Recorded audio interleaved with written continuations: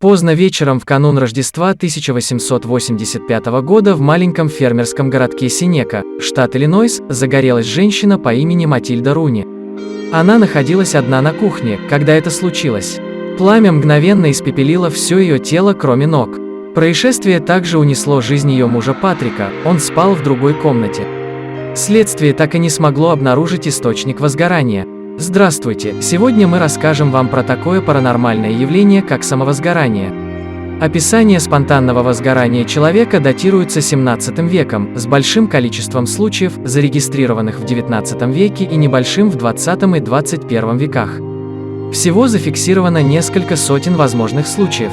Жертвы часто были алкоголиками и имели избыточный вес, и большинство из них были женщины, поэтому было общее мнение, что это своего рода возмездие за развращенный образ жизни.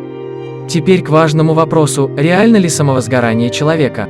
Есть ли повод нам волноваться?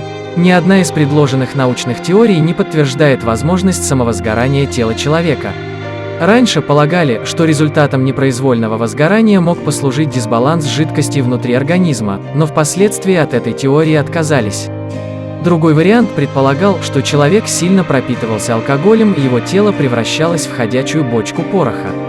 Исследования показали о недостаточной дозе алкоголя в теле даже сильно пьяного человека, а значит, все равно бы потребовался внешний источник огня.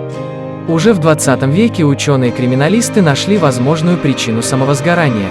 Тело человека выделяет с потом и жир. Одежда, которую человек долго не менял полностью, пропиталась потожировыми выделениями и становилась огнеопасной. Но для этого все равно требовался внешний источник в виде спички или свечи.